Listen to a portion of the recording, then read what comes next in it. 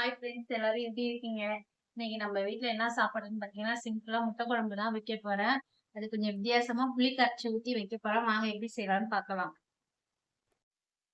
இப்போ நம்ம முட்டை குழம்பு வைக்க போகிறோம். அதுக்கு 2 பெரிய வெங்காயம் வெட்டி வச்சுருக்கேன், 2 தக்காளி வெட்டி வச்சுருக்கேன், ஒரு 10 பல்லு பூண்டு நசுக்கி எடுத்து வச்சுருக்கிறேன், 4 முட்டை எடுத்து வச்சுருக்கிறேன், 2 உருளைக்கிழங்கு வச்சுருக்கிறேன், ஒரு லெமன் சைஸ் புளி ஊற வச்சுருக்கிறேன். இப்போ புளியை கரைச்சி எடுத்துப்போம். நம்ம பாருங்கள், கரைச்சி எடுத்துக்கிட்டேன். அதில் தேவையான அளவுக்கு தண்ணியும் ஊற்றிக்கிட்டேன். இப்போ அதில் நம்ம வீட்டு குழம்பு மிளகாத்தூள் சேர்க்க போகிறோம். எங்கள் வீட்டில் கொஞ்சம் காரம் சாப்பிடுவாங்க, அதனால் நான் கொஞ்சம் எக்ஸ்ட்ரா தான் சேர்க்குறேன். 5 ஸ்பூன் சேர்க்குறேன்.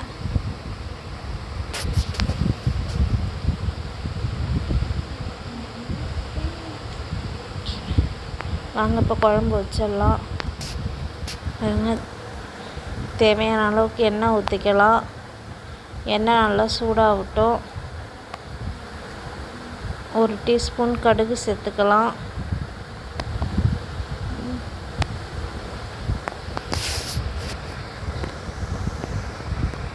அது கூட சின்ன ஜீரகம் ஒரு 1/2 டீஸ்பூன் சேர்த்துக்கலாம். இப்போ வெட்டி வச்ச வெங்காயத்தை அதில் சேர்த்துக்கலாம்.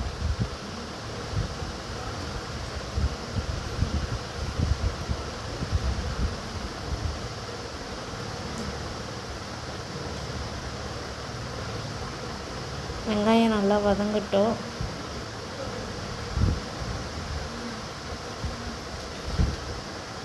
அது கூட 2 பச்சை மிளகாய் சேர்த்துக்கலாம். தேவையான அளவுக்கு உப்பு சேர்த்துக்கலாம். கொஞ்சோண்டு கருவேப்பிலை சேர்த்துக்கலாம். இதெல்லாம் எல்லாம் போட்டு நல்லா வதங்கட்டும்.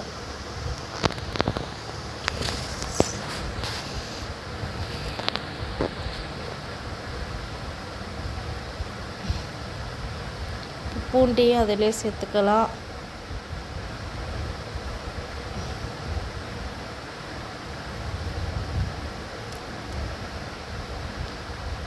நல்லா வதங்கிடுச்சு. இப்போ தக்காளியும் சேர்த்துக்கலாம். தக்காளியும் சேர்த்து நல்லா வதங்கட்டும். பாருங்கள், நல்லா வதங்கிடுச்சு.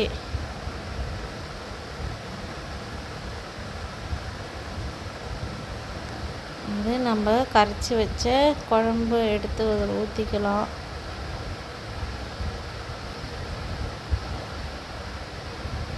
நல்லா கிண்டி விடுவோம்.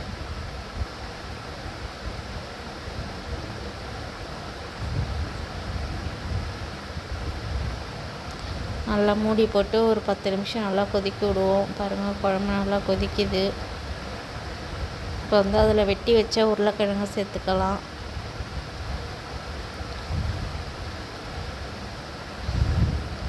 உருளைக்கிழங்கு சேர்த்ததுக்கப்புறம் ஒரு 10 நிமிஷம் நல்லா கொதிக்க விடலாம், உருளைக்கிழங்கு வேகிறதுக்கு.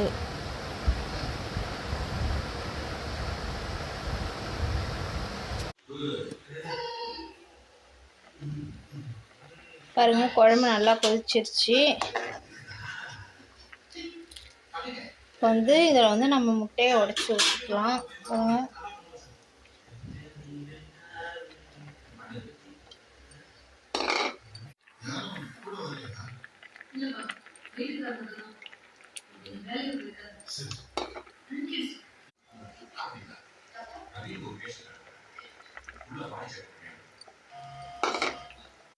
பாருங்கள், முட்டைலாம் உடச்சி ஊற்றியாச்சு.